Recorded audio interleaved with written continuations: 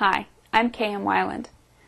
A gimmick is a dishonest trick, and as such, it's usually not a good way to gain your reader's trust. Gimmicks in fiction take many forms, but most simply boil down to flashy intrusions, such as when a book uses multiple fonts to indicate different points of view, or the insertion of strange narrative forms, such as newspaper articles or telephone transcriptions. These things usually only serve to distract from the story by pulling the reader out of his suspension of disbelief bubble, like a flashing neon sign that says, "Look at me, look how clever I am to think of such a nifty little trick."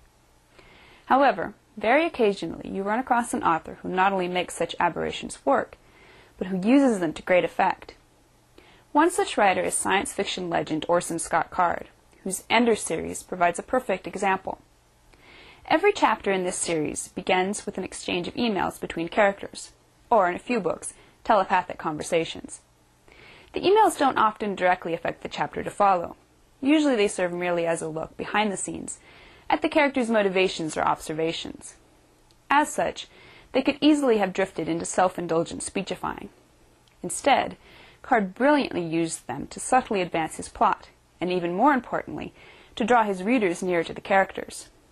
How did he do this? First of all, he didn't treat his unique chapter openers as gimmicks.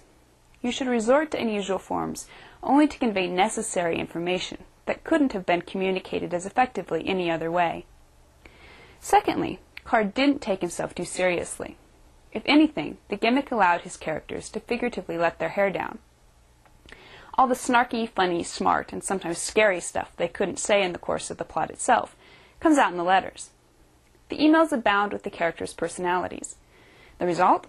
Card not only masterfully avoided impeding suspension of disbelief, he also created a special little treat that keeps readers looking forward to the beginning of each new chapter.